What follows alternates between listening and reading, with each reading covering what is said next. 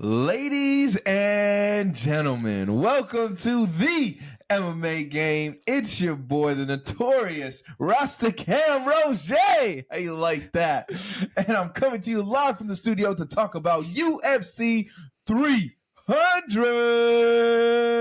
Now, before we get into it, I got to introduce you guys to my boy, my brother, my man, my main squeeze, no diddy, Ryan Cariss. Yo, Cariss, what's the word? Hey, Cameron Roget, what's up, my dude, my homie, my guy, my international traveler, ladies and gentlemen, back from Spain. I am back. Hola, hola, buenas noches, mi amigos and mi amigas. See, we are blessed to be back in the studio to talk about UFC 300. Yeah, we are blessed. So elated today, bro. So stoked about this. And cannot wait. There's been so many things that happened since we took a little. I guess that was our first vacation. That was our first hiatus. MMA I guess you Game could say. vacation. Yeah, it was 3 weeks. It was a little too long for me, to be quite honest. I felt a little bit out of sorts for the past couple of weeks, but dude, stoked to be back. Stoked to be back because we came back for one thing only: UFC 300. But we gotta go rewind a little bit to talk about some of the stuff that we didn't get a chance to talk about. Right. And I want to open up with a fight that held a lot of weight in the division. Yeah. Amanda Ribas versus Rose Namajunas. Ooh, yes, sir. Now, yes, sir. I didn't get to watch the majority of these fights live, right, because of the time difference. But I rewatched this one, and Rose did what I said Rose was going to do if Rose was going to win. Yeah, Rose did what she needed to do. Exactly. She did what she needed to do. Exactly. She looked good doing it. She did. Not the result I thought. I wanted Ribas. I thought Ribas was going to sneak one out, but shout out to Rose. Hopefully she's back. Hopefully we get Thug Rose. The one thing with Rose that even the announcers were saying that she was doing 1-2s, but wasn't following up with that third or that fourth. So it kind of was like, I'll touch you and then I'll just get away. And so therefore it wasn't as juicy and it wasn't as like dirty as I was hoping this was going to be a little bit. It reminded me a little bit about the Carla Esparza. Maybe she's just so worried about the takedown, right? Maybe she's so worried about the takedown there. She's just going to do a little work and escape. Little work and escape. Not staying in it a little bit too long where it gets a little bit scary. Right. And she can put herself in a bad spot, or Amanda can capitalize on something just because she's in the wrong position for too long. Yeah. Because Amanda has very fast hands. She does. But bummer she lost that one. We'll see what happens next for her. And then after that, this is a name that I've told everybody about from the get-go, from the moment I saw this guy, Peyton Talbot. My goodness.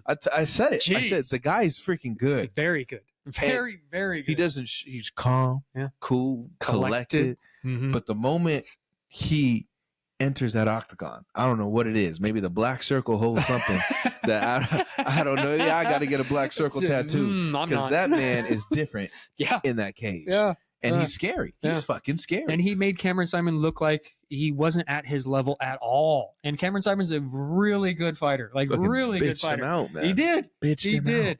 Fuck. Kind of manhandled him a couple times on that one too. So that was real cool to see. That was cool to see. And of course, me bringing up somebody that I follow. Now you might too. Right. And that's your guy. That is my guy. Now, after that, we had Nate Landwehr versus Emmers. Nate the Train Landwehr. Now, it wasn't going good for the train. The train was about to get derailed.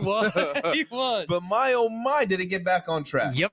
Man. Yep. Right. What do we keep saying about the fathers that have their first kid, their first fight back in the UFC? Be careful. They're a different human being. They're in a different mentality during that time. And I was saying it during the fight, being like, yeah, bro, you have to take him out right now in round one. Bro. Otherwise, Nate's going to turn around and just keep coming and keep coming and keep coming. To sleep him. And that's exactly what Nate did. He just kept coming after him and kept coming after him. And finally, he just took over the fight and was like, yeah, you're done. Yeah, bro. He needed to sleep him real bad. You did. But I love his call out, by the way. I think that's a good. Yeah. Bryce Mitchell, I think that's a good call out. It's great. That's good. Right? It's right within the division and everything. It's understandable. He didn't go to the top of the heap, which I always keep talking shit on these guys. Don't go to the top, guys. Like, work your way up. Well, and I think there's a good venue coming up where I think it's either St. Louis or Kansas City, one of those. I think St. Louis it is, right? I think that'd be a good one for St. Louis. Right. Like, that'd be a real good one for St. Louis. Price Thug Nasty Mitchell. Yeah, a little Thug Nasty in the camo. You get Nate Landwehr in there. Was maybe some tracks on his shorts since we're doing custom shorts now for everybody. Right? So maybe switch it up like that. You shout out to Sean O'Malley for starting the trend. Right. B. Allen did not get his shorts, though. We'll talk about that in a minute, but he didn't get his shorts, kind of. But it's all good. All good. Yeah. Just real quick, Rosie Buloev fought also on that card, and he looked amazing. It was really, really good. I know I've mentioned his name a couple times before, so continue to tune into that guy. Right. Then we had the Chris Weidman eye poke. Again, I mean, I think the gloves just need to be addressed. There we go. At this point, maybe that's the biggest part of the topic. Fix the gloves. But what I don't agree with is how his opponent decided to act like he was Neymar and roll around and do all kind of crazy. Like, listen, bro, look, we get it. Everybody saw it. Yes. We saw. We don't need the theatrics. Yeah, we saw the replay too. Right? There's no VAR here. No. VAR's not going to come back and give you, or actually give Weidman a yellow card. That ain't going to happen. You ain't going to get a PK. We're not going back and redoing this. No. It is what it is. Imagine you get one free shot. Okay, you get one free shot. That's your PK, one free. Like this is a slap league or something. Just stand in the middle. I get one free shot. It's not happening. No. So we don't need all that, Papa. No. It was seen. Relax. You could see. Fight another day. All right. We don't agree with the eye poke because it potentially should have been called. Right. Should have been called. But in Weidman's defense, you shouldn't have gone to the ground and turtled up and acted as if something had happened. Like the ref didn't see it, unfortunately. Yeah. So therefore, it's play on, game on, and and that's why he lost. Keep going until you hear the. Yeah. Now Weidman did not retire after this one, and he said potentially if he's going to win, he's going to retire. Maybe because of the controversial win, he was like, I can't go out like that. I got to at least get one more, and then maybe lose his next one. I don't know. I mean, we'll see who they give him, bro. But I just, with the UFC, they're just so ruthless, man. They are. I don't think they're going to give anybody like a tune-up. Yeah, like I'm trying to think who got like a nice send off. It's hard to say. I don't even know. Yeah, that's really hard to say. Robbie Lawler was the only one that went out like on a good note because he won, but I forget who even fought on his last fight. Yeah, that's a good call. See? It's a really, really good call. But yeah, I don't know. I mean, like what I worry about is Tony Ferguson because there's going to be some point where my man has to hang it up. And as much as we are going to be vocal and say, hey, he needs to hang it up, it's going to be up to that man himself. Yes, it is. But who the fuck they going to give Tony on a 6-7 fight losing streak? It's an 8 fight. Sorry. He's on an 8 fight losing streak. Who are they going to give Tony that's not a killer already? Right. That is a send-off fight, but yet it's like, no, we can't give you prelim type of fighter. We still need to give you like a top 15 just because you're Tony Ferguson. And Tony don't want anybody low either. No, like you know he's going to be hardball. So it's just and who's going to sign that? Who's going to sign that contract against Tony El Kukui Ferguson? Come on, that's a tough one. It's a tough one. I'm good unless you bring back maybe you bring back Khabib. We could try it for the 6th fucking time. But that would be a 30th win for Khabib. So maybe he might be like, you know what? I'll come back for that one. Yeah, his bitch ass would come back for that one. He very would come back for Conor though. Anyways, moving on. Joaquin Buckley. Boy, oh boy. You found your division. Sorry, Vicente Luque. Yeah. But Joaquin put the work on. Oh, big time. Big time. He put the work on. Yes, I thought Vicente was going to do much, much better, but Joaquin Buckley just stymied him and said, no, I'm the better fighter tonight. And you know what's crazy is you could see, like, obviously when he loads up and he swings, you could kind of see it. Yeah. But, bro, it's so powerful. It is. It's heavy. Yeah. It's like, you could just see he'll just start going slow and bang, just pop. But, bro, that thing. He's strong. He's a strong. I don't know how Kevin Holland beat him. Who's he get next? Maybe that's the question. I think Kevin Holland was like 3 years ago though. So, and I think that was 180. I think it was 185. We're not going to get that back though, because I don't think Joaquin wants it, and I'm sure Kevin doesn't want that. No. I think he called out Neil Magny, which I'm okay with. But I think there's another. There's another one. Gilbert Burns. Ooh, Gilbert coming off of a loss. Yeah. I think that'd be a good one. Because I think Gilbert got put down to what, 8 or 9 maybe now because of his last one. Because I know Vicente Luque was, I think, close to him or right around. They're within right around the same area. So that would make sense. Yeah, that to me, a fight against Gilbert would be, because then now we can kind of see where Joaquin's at. Like we've kind of seen him against guys who've made a name for themselves now, like the Kevin Hollands of the world, right? But now we'd be able to see him against Gilbert, who I still think got maybe a few left in the chamber. He does. I think he does. So that to me, that's a very interesting fight. Okay. And then, my girl Manon Fijo versus Erin Blanchfield. Woo! Now we said it. Wow. like I'm pretty sure we've said this, that Aaron has a great ground game. Yes, he does. Great ground game. Now on the flip side, you have Manon, who has great hands and great ground game, and you kind of got to see what great hands will do, especially if you can't grab onto somebody. Because my girl Manon, Jesus, wow, bro, I'm watching like the obviously the replay of the fight, right? And I'm like, man, like. I feel bad for Aaron. Like I feel legitimately bad because the quickness, the speed, the damage. I was like, dude, she made it look like Aaron was nowhere close to her completely different in levels. The fucking ranking. Yeah. Like y'all made a mistake in ranking her this close. She to was me, 2, and then we know it was 4 or something like that. Yeah, I think it was actually it should have been flipped. Fucking hell, dude. Yeah. Like I this is my face. Watch the fight. That's just I was just in shock, bro. In shock. My buddy Jordan hit me up and he was like, hey, who's gonna win this fight, Aaron Blanchfield or Mino Fior? And I was like, Aaron should. If she can't stay on her feet, then she's gonna take it down to the ground. Yeah. And then I was like, yeah. Then once I saw Mino Fior, I was like, oh, I was thinking of somebody different. Yeah, I was thinking of a completely different person. And then when I saw it, I was like, yeah, Aaron's losing this fight because she's not going to be able to get this around because Mino is a black belt in jiu-jitsu. So therefore it's like, wait, that's an nullified right there. So now who has the better hands? I personally, I think you're looking at the new champ. Yeah. Yeah. I'm sorry. No, you called it. I think so. I think you're looking at the new champ. Because you talk about, imagine when she wins the belt and she gets, what is it, 30% better? Yes. She gets I didn't even think of that factor. Wow. Yeah. And she's already really Remember that good. This face. Told you so. Told you. Now, more recently, we had Chepe Mariscal versus Morgan Charrière. Another Frenchman. Another Frenchman. I'll say it if you don't want to say it. Look. You want to say it? No, you know what? You go ahead. Go ahead. Chepe, you did not win that fight, brother. I'm sorry. And I'm pulling for Chepe. I was pulling for Chepe because you were potentially going to be pulling for Francois. So therefore, I was pulling for Chepe, being like, okay, I'm going to follow your guy. And I did not have Chepe winning that fight. I had a 2-1 the other way. For this one, I was going for Chepe because, I like Chepe, even though, and I really didn't know too much about Charrière, right? Okay. I know you had mentioned him to me before. Yep. And now I am invested a little bit more now in Charrière than I am Chepe because I totally thought Charrière was just so dominant in every aspect of the fight. Yeah. Now, there was moments where I think Chepe, because he stayed going, right? Yes. And kept on. Because of his volume of punches and everything. The attack and maybe Charrière wasn't doing that as much, but I just feel like in those exchanges, Charrière just looked so much more cleaner and the damage. Crisper, look at his face. Straighter punches. Look at Chepe's face, man. Yeah. If we're basing it just off damage, I mean, if we're in high school and I see a fight and this fight takes place, I'm walking away saying Charrière beat his ass. He did. He did. Excuse me if I'm wrong. Charrière looked bigger. He looked stronger. Looked like he had cleaner punches. I think the only reason why potentially it was even a close fight was because what you said, the volume and the overall output of Chepe made it look like, okay, this was closer than it potentially actually was. But if that's going to be like in part of like judging the score, I really hope that the fighters know that too. Yeah. Because then if that's the case, I'm just throwing just to throw to make it seem just like I'm being fucking active. If not, then, then I could keep it close and be a little bit more protective of, my opening. So for my opponent not to be able to get that. And I keep forgetting that Chepe fights with Justin Gaethje. So therefore, when you're fighting against somebody like a Justin Gaethje to then go against a Charrière, level difference and power difference, like he's still going to stay in that pocket and not care. Like look at those leg kicks. There you go. Like powerful. Like they didn't seem, they're not that little like slap. It was like a thud. Like you saw a movement in the middle of the fucking tree, bro. That shit. Dope. Now the next one I want to talk about is probably one of my favorite fights to watch on the card.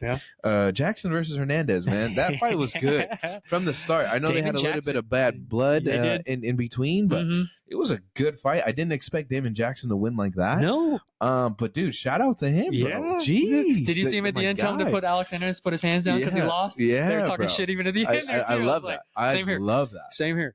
Man. But I thought that was incredible. Yeah. That was pretty sweet. So good fight. And then the main event, Allen versus Curtis. Now, I'll say this one. I had Curtis winning the fight. Me too. I had him winning it. Me too, actually. Just based on the activity, based on the damage that he was doing. I thought his stand-up was much better. I thought Allen got wobbled in every single round. Oh, I had him twice. You had him 3 rounds? There was moments. that I felt he was hurt. Mm-hmm. And maybe not like wobbly, but he was hurt. He was on skates once. He was fucking hurt. Once he was on skates, he got that little left hook, and all of a sudden you're like, ooh. I was hoping Cariss would have just pushed it, like right there, just push it. But I get, like, Allen is a scary dude. He has a lot of weapons. Right. That if you're not mindful, you get caught. Obviously, we know this sport. It can end in a matter of 5 seconds. Mm-hmm. So I get it. I just feel for Chris Curtis because I don't know what the fuck happens now. with him. Yeah, I don't know. I think Brendan Allen, part of the reason, the reason why he got that fight was because he was able to take him down majority of the time and be able to get on his back. And then Chris Curtis had to scramble out of it in order to be able to get back to a neutral or a dominant position, right? So therefore, that's why I think the judges kind of gave it to Brendan Allen, even though the volume of punches and the overall hurt and looking at the face and everything, it looked like Brendan Allen's face was a little bit more beat up on damage on that one also. Yeah, it did. It really did. And going to the shorts. Sorry, he didn't get his purple shorts. I was saying that he was potentially going to get his purple shorts. He didn't get purple shorts. He actually got white shorts, and he put his name in purple writing.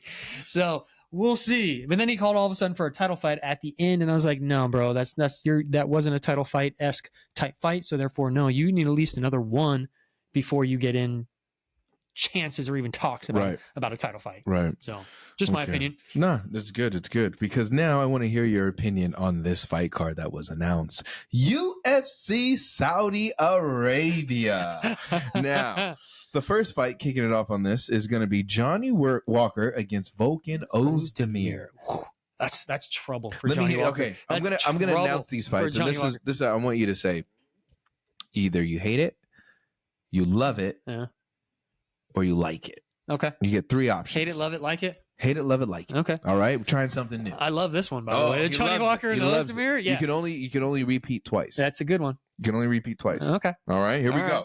The next one. My boy, the motherfucking pirate, Shara Magomedov versus Ihor Potieria. This is a good fight. This is a good fight. Very good fight. I don't know if I want to waste one of my loves yet. What are you doing? I really like this fight. Okay. I like this one. So the first one was what? I loved it because I like Johnny Walker and Ozdemir. Right. That's going to be one of those. So he likes this one. The Ozdemir and Johnny Walker is going to hold more weight. Okay. Going forward, depending on who wins that fight, depends on who potentially go for it. Because if Shara has a big win here. Well, the one-eyed pirate. Oh, the one-eyed pirate.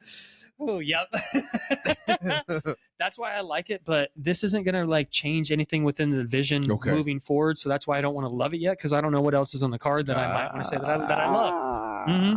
Next after that, Kevin Gastelum versus Daniel Rodriguez. I like that one. I like that one. I'm not going to love it. He's out of lights because I just saw the next one. He's out of lights because the next one I already know where he's going. Yeah, I love it. Then the main event on UFC Saudi Arabia, we have Robert Whittaker against Khamzat Chimaev. We got the Reaper versus the Wolf. I love this fight. I love this fight. Why do I love this fight? Because this is finally, I shouldn't say finally, but this is finally a fight that Chimaev is going to lose because Whittaker's going to take him out. I don't know if Chimaev's had that. I don't know if he's had that much, but Whittaker's going to take him out. Whittaker's going to take him out. I'm waiting for you to say it. Go ahead. When I saw this fight announced, yeah. I was extremely happy because I just saw Rob fight and he looked amazing and he took apart, I would say, an animal on Paulo Costa. Paulo Costa looked good. Now we give him this guy. Now it could go 2 ways. Khamzat ends this fight early. Okay. Right? Because think about catches him with a nice little punch or something. Paulo Costa when he catches Robert with the spinning kick. Oh, true. Right? True. Wobble them a little bit. True. I think Khamzat in that situation is going to rush him. He's going to follow and end it. Yeah. Right? He'll end it. He's going to take you down and choke you out. If this fight goes longer than 2 rounds, I'm telling you right now, Robert Whittaker is going to dog walk fucking Khamzat. He will. It's going to be bad. I think so. Because Khamzat already showed us when it goes to the extra mile, he can't handle it. He can't hang it. Nope. Can't hang. Nope. This is no nope. Like rain. I'm not raining on the man's parade, nothing like that. I like Khamzat, but looking at his previous fights, Usman, I thought if that fight was 2 more rounds, Usman beats his ass. Done. Yeah. And if Usman had a camp, potentially he might have been doing much better. 100%. And also, I forgot about that. 10-day notice. Gilbert Burns, I think, too, in that fight. If Gilbert had a little bit extra, I think Gilbert gets him. Gilbert dropped him twice during that fight. So as fearful as Khamzat is, I feel like there's so many kinks in his armor that somebody can get to. And now you've picked the right guy. You picked the right guy in Robert because Robert, just like his nickname, he's the fucking Reaper of that division. Trust me, it's gonna be nasty. It is. It's gonna be nasty. Now, if Chimaev wins this fight, there's your fight that gives you an opportunity to say, "Hey, let me have a title fight." I right? think it's a number one contender. Okay, there you go. Number one contender. Even better. See, the only thing that's iffy, and I think they kind of solved it already. There's been some hints dropped on social media. Yeah. Is DDP against Izzy? Oh. Now I think they were trying to do it in Australia, Go ahead. and DDP, rightfully so, declined. Yep. Because they need to South Africa. I'm 100% down. Because why would he take his title belt and go to the enemy territory? Right. Nah, scrap it's that. Too close to New Zealand. Come to San Diego. I'll be Come there. To SD. Yeah, go ahead. We can take care of you. Yeah. We got a lot of South Africans here. We do. We got a lot of stuff down in San Diego. A lot of different breeds. I think here. with that, like, if once that happens, right, we get the Izzy, DDP. The only person that I feel really, really, really bad for is Sean Strickland, because see, I got quiet. Like, he should get a rematch. He should. It should have been automatic. Right. Like, I would have been cool if they did a rematch on 300 with Strickland and DDP. DDP. If DDP was, because I think he got hurt or something. He was injured, or he was getting something fixed on his body. Yeah. So I'd have been cool with that. Right. You want to do it in Brazil? Okay. I mean, 301. But I think that's going to be Pantoja's show. It is. Right. It should maybe the next one after that. But I think then you're running into the return of Connor, whenever that is. We don't know. So hopefully sooner rather than later. I just feel like Sean should have got some love. Like, whether it was the judge, because I thought he won that fucking fight. Did you see his post that he actually put out to the UFC? No, I didn't. Okay. Yeah, he was simply saying like it was unfair that you're not going to give me a rematch when the fight was so close. It was actually a split decision. You would have given it to Izzy. You would have given it to this guy or that guy. It's just the fact that UFC doesn't want him as the title owner. So it's like, no, we're going to give somebody else. So literally they're letting Izzy, who's coming off of a loss, have a title fight because of his name versus giving it to Sean, which it should have been a good little run back. Is it really his name, though? Because Izzy was really a dominant champion. Well, he was, but then again, it's his name, and it's the fact that they had a little drama in the cage after the fact, so they've already built up a good little hype train for this, so it makes a little more sense. I feel with eyeballs. Sean, he could bring even more, like, the shit Sean says, he could bring a lot of eyeballs. He can. It's just, who do you want to get upset?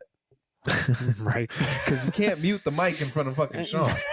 So it's who are you going to get upset, because he's going to offend a lot of people. Yeah.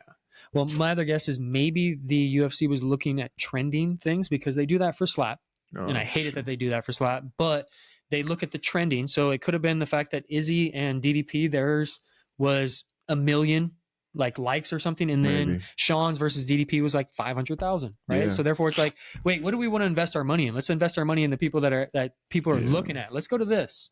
That's why the slap league's around. We hate that slap league, but that's why it's around. Dude, that's rough to watch, bro. Yeah. Man, I mean, if I'm just scrolling on the toilet, I could watch it for about like 30 seconds. I just scroll past it. Like, it doesn't even come up on my feed anymore. Right. That's how much I scroll past it. Yeah, I don't get it. My algorithm is not for slap anymore. It never was. I've been getting a lot of bare knuckle though. I've been getting a couple bare knuckle too. Like that shit. I know. Like Shout out we got Perry coming up. Yeah. Jorge Masvidal too, and Nate Diaz. Game bread. Yeah. I got announced. That should be fun. The Netflix gig: Mike Tyson versus Jake Paul. Not watching that. Nope. Actually, you know what? I take that back. I will watch it, because I've heard there's going to be some TV agreements because for the of UFC. I guess UFC, they could decide to go Netflix. They should. They should. Oof. Why would you not? Because I think WWE now is Netflix. Oh, well, then they're partnered together. Next year, for the TKO, they're partnered together. Imagine watching you, but you still got to pay for pay-per-views. Yeah. Whatever. Kills it. Yeah. Kills it. Oh, right. Oh, and then they'll raise the price of the pay-per-views to $99.99. Yeah. Straight hundo out my pocket. Yeah. All right. Well, now it is time to dive into UFC 300. Yes. Now, as you know, we're going to take you through the early prelims, the prelims, and then into the main card. But this one, we kind of mixed it up. We're going to mix up. We're going to also tell you guys who we think is going to win in the early prelims and the prelims, and then we're going to pick from a hat to see who you guys get and who we get. Yep. Hopefully, I get Kayla Harrison. I think she has the most pressure on the early prelims and the prelims. Sure does. So that's my pick. I want Kayla because I think she's going to represent pretty well. Who do you want to go? I want Diego Lopez. Oh, I want Diego Lopez. I don't know why, because I think this is the sleeper fight on the card, the Sadiq Youssef and Diego Lopez, because that's not one of the huge names, right? This is the only one that's not the big name. So I'm kind of like, I'm kind of just going under the radar a little bit. Let me get Diego Lopez. Okay, right? perfect. So we're gonna start off. Other than by that, telling sorry, you, I want Jim Miller. That's the other one I would want. He wants even though Jim he's fucking Miller. That's what he wants. Even though he's gonna lose, but it's okay. That's the one I would want. But. So we'll run you through these fights, starting on the early prelims first. So the first fight we have Davison Figueiredo versus Cody Garbrandt. Jeez. Who you got? God of War versus No Love. I am going God of War. Same. I second that. Yes. Figgy wins that round 1 knockout. Oh. Sorry, Cody. Mm-hmm. I got no love. Sorry. Next fight, we got Jim Miller versus Bobby Green. A10 versus King Green. I'm not betting with my heart on this one. I'm going to say the winner potentially is going to be Bobby Green, but I am pulling for Jim Miller. I'm going Bobby Green all the way. There you go. But are you pulling for Jim Miller or are you pulling for Bobby Green? Bobby Green all the way. Okay. All right. After that, we have Jessica Andrade versus Marina Rodriguez. Marina Rodriguez is going to win that fight. Being that we did see her fight against Michelle Watterson, and she destroyed her. Sure did. I think I'm going to have to second that. I'm going to go with Marina Rodriguez as well. Good. And the main event on the early prelims. This is not the prelim. This is the early prelims. Early. Yeah, this one's juicy because we got Jalen Turner against Renato Moicano. We got the Tarantula versus Money Moicano.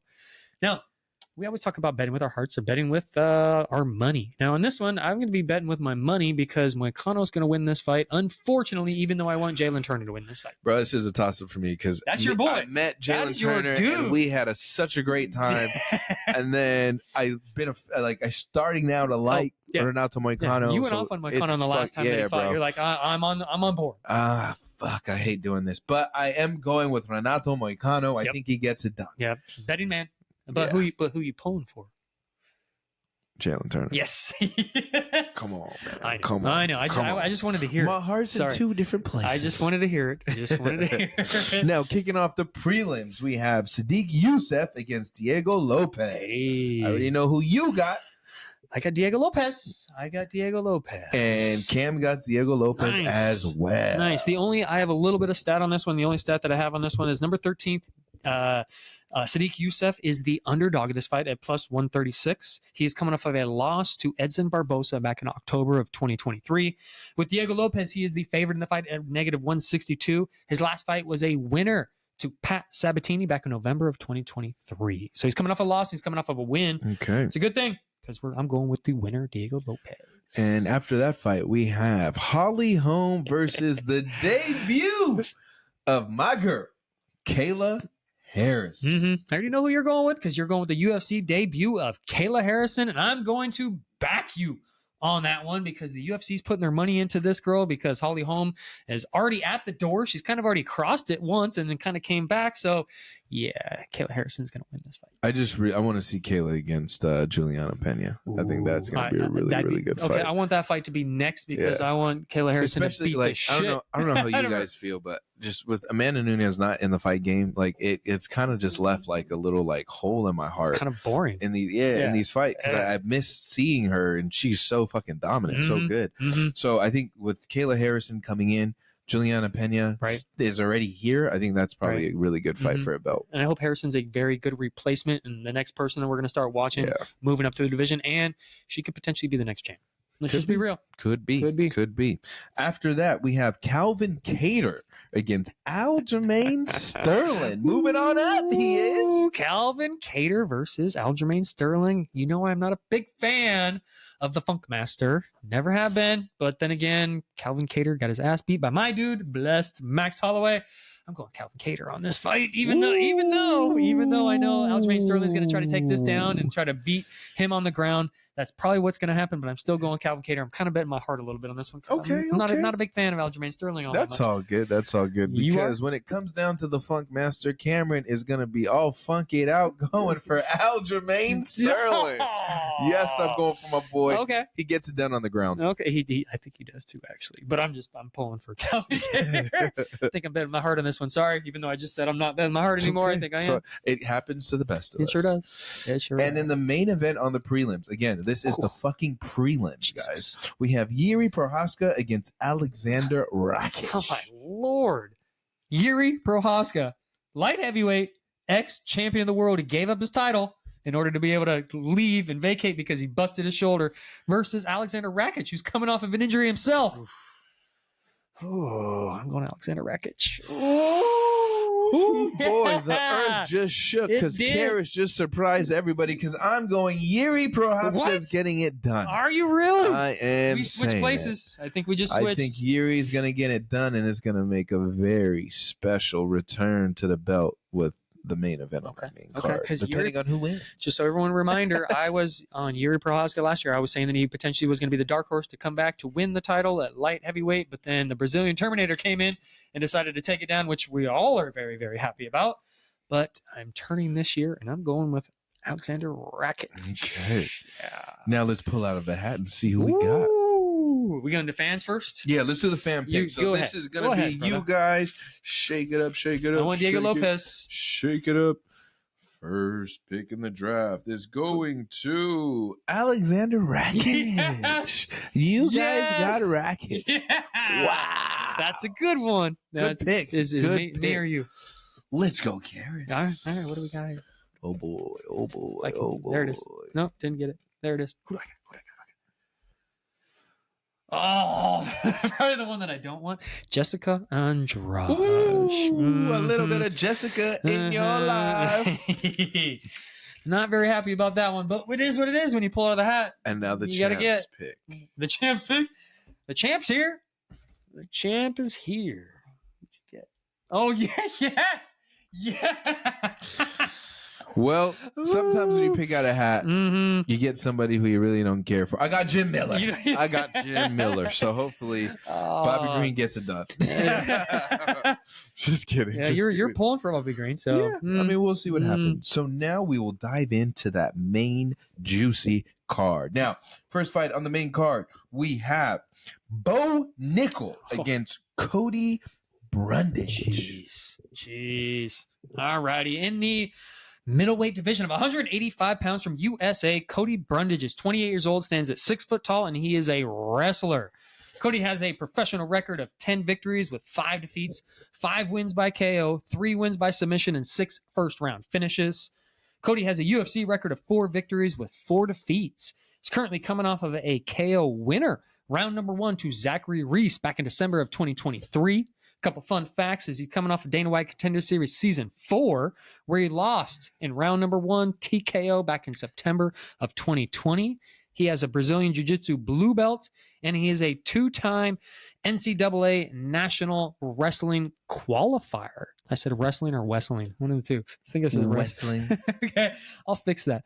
And from USA, the UFC's most promising prospect in the middleweight division, Bo Blue Chip Nickal. Is 27 years old, stands at 6'1" in his fighting style, is a wrestler, and he is the favorite in this fight at negative 1,350. Are you kidding me? 1,350, ladies and gentlemen. Let me repeat that just so everyone can hear it. So whatever you do, don't bet on him because you're just going to lose money. Yeah, bro. There's no point. I just bet on Cody just to do it. Just because. Yeah. I think it's like plus 900 or plus 850 for Cody. I do Cody just to do it. Here's $10. I put 100 on Cody. Just to win. Fuck. Yeah.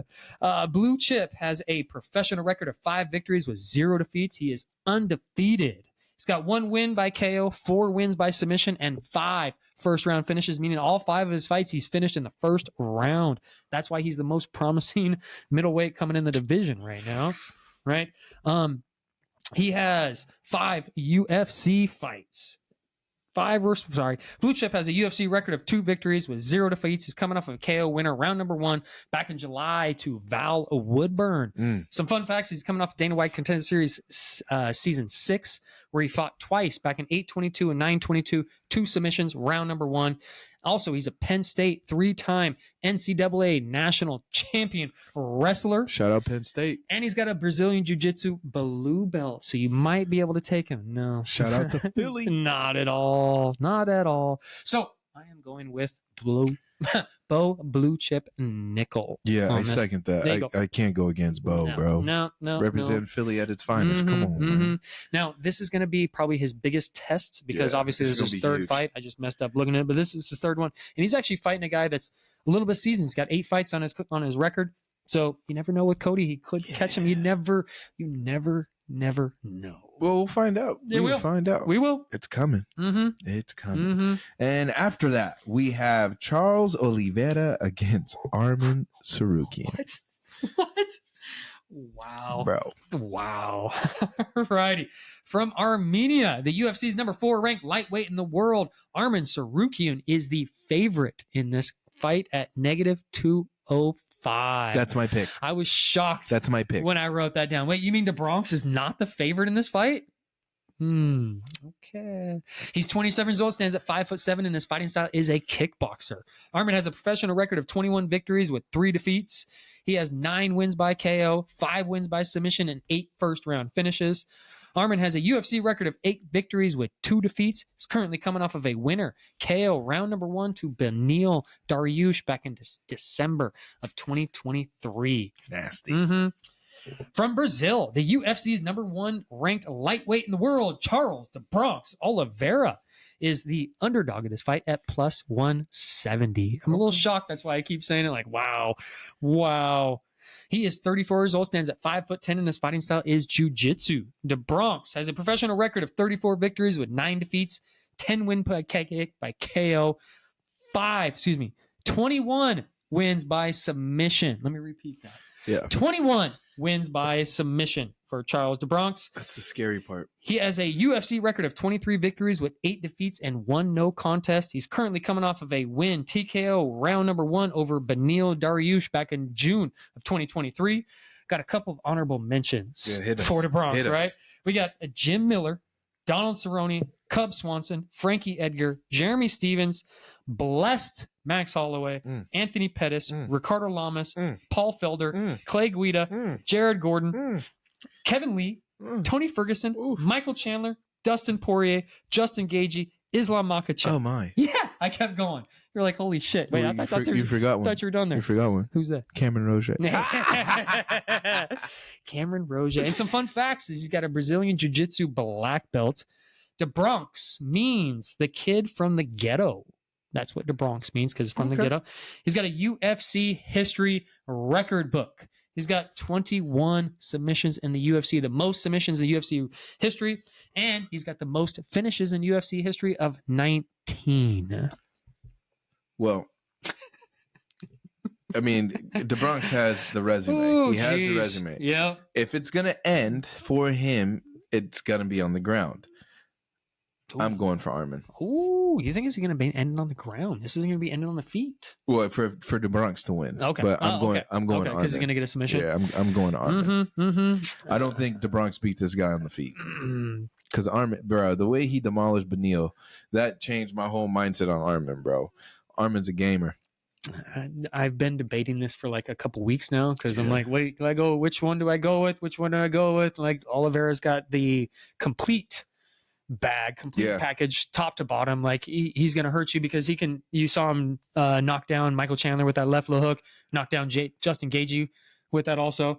Is able to just go down on his back and not be afraid once they do that. Bro, this guy was a former champ. That's my hard part. But going into this fight, I think Tsarukyan's just got too much momentum going his direction.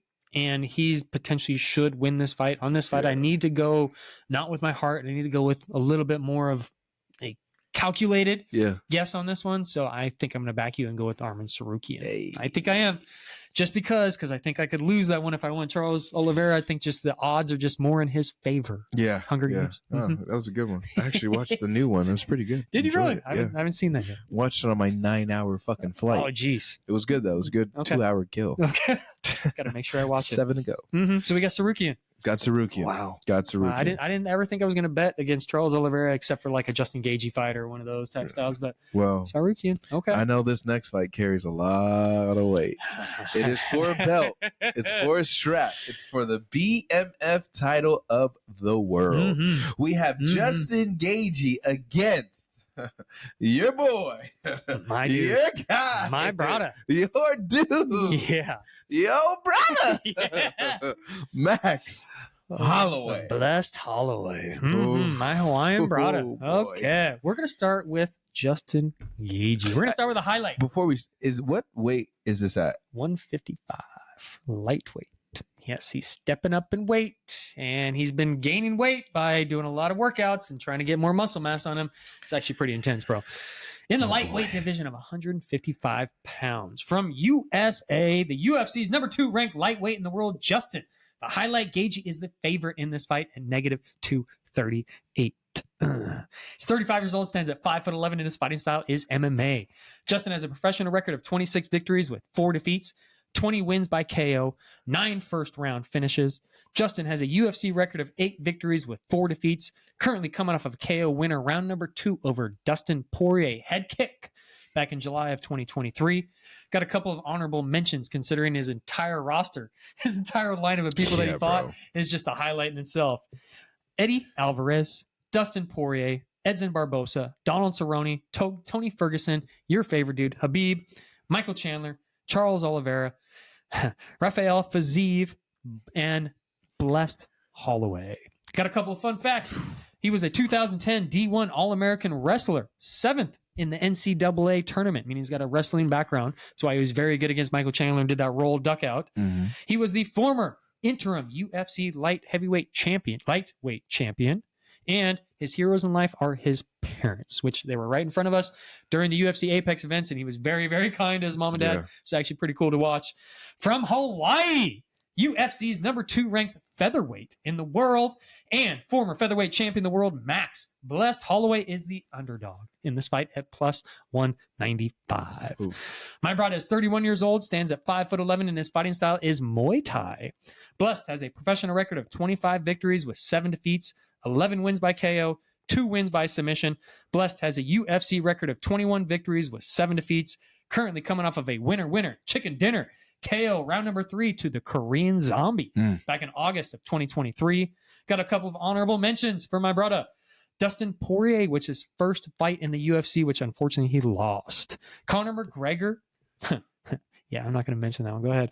Andre Touchy-Feely, Cub Swanson, Charles Oliveira, winner back in 2015.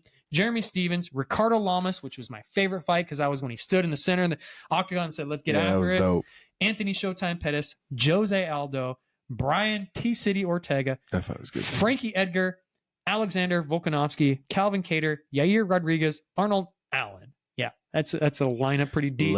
Two deep lineups right in a row. Some fun facts is he's a Brazilian Jiu-Jitsu purple belt.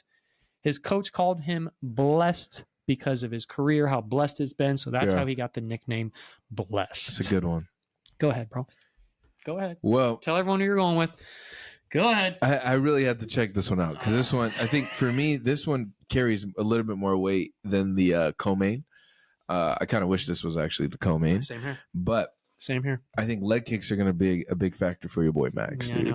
I know. And if he does not learn his lesson for fighting against Volk, and if he's not able to check those kicks, it's going to be a problem because we know Justin's just going to tear that tree down. And Max is heavy on his front leg all the time to where he's standing front leg dominant to where once he kicks that leg, it's going to hurt that much more. So it's going to be interesting to see if there's any change in that area. For Max or for Max, if he changes his stance. But for me, I know this is going to get you upset. I'm going Justin Gaethje.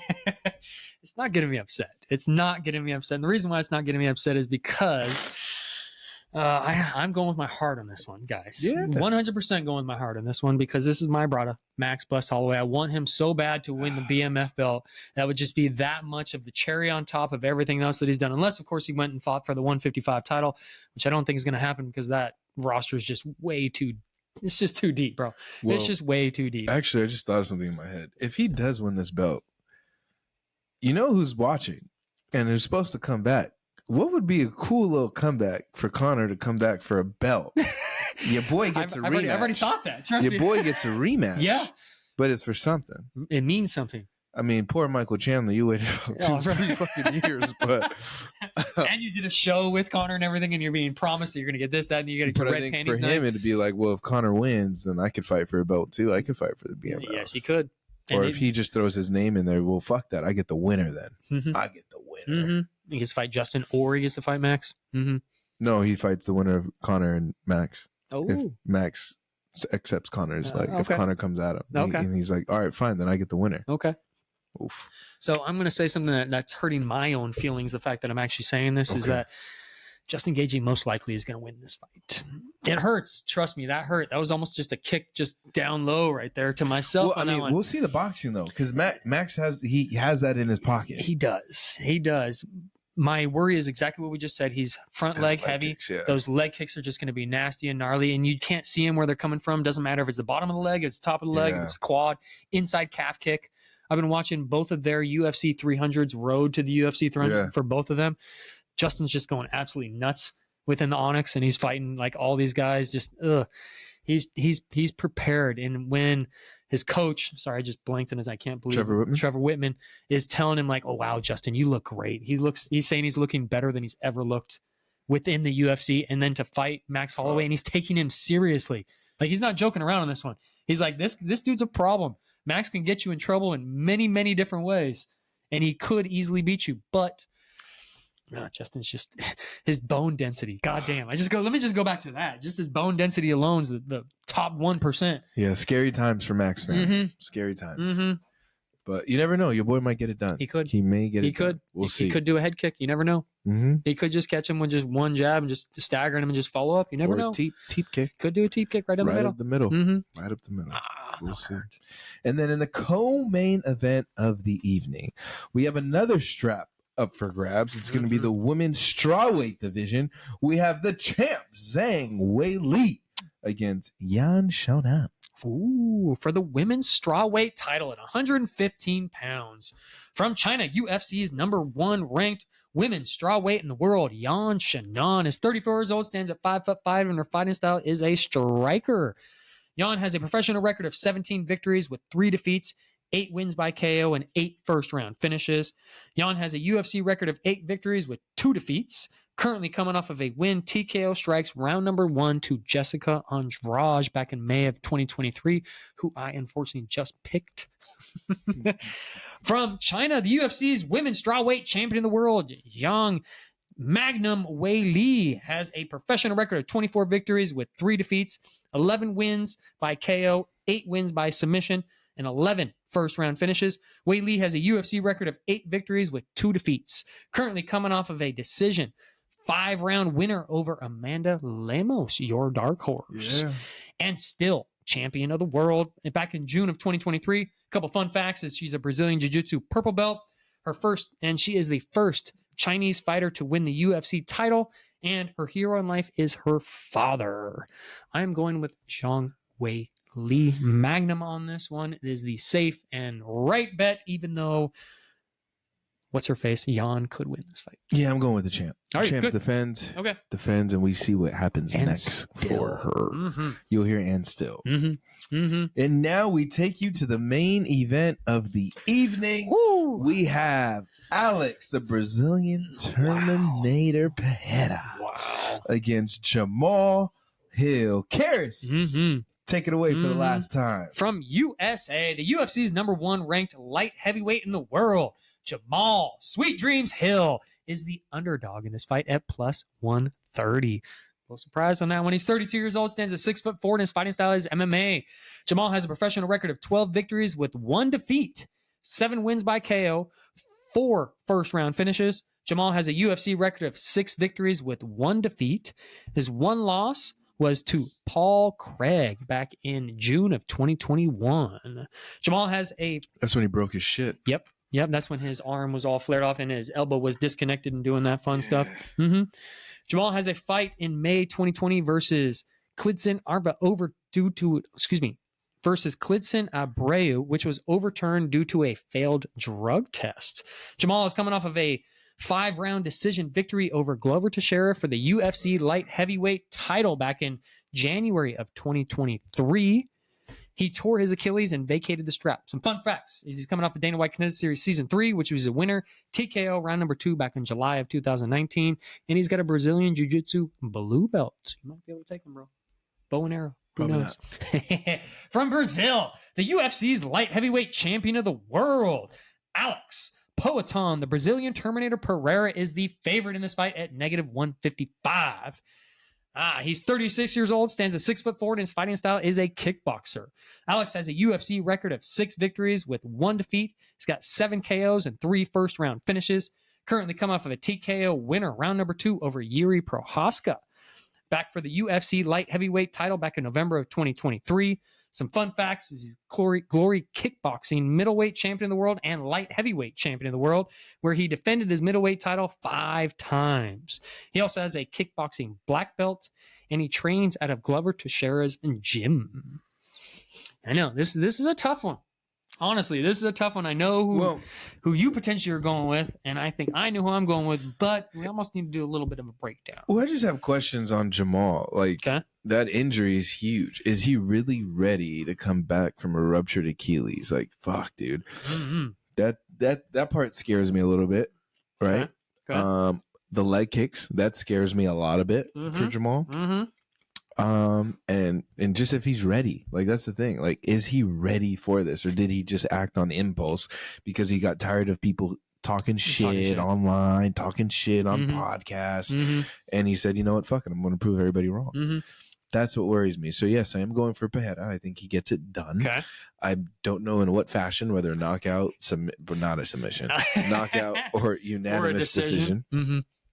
And for Jamahal, I like that. I did see him studying with Adesanya. Yep.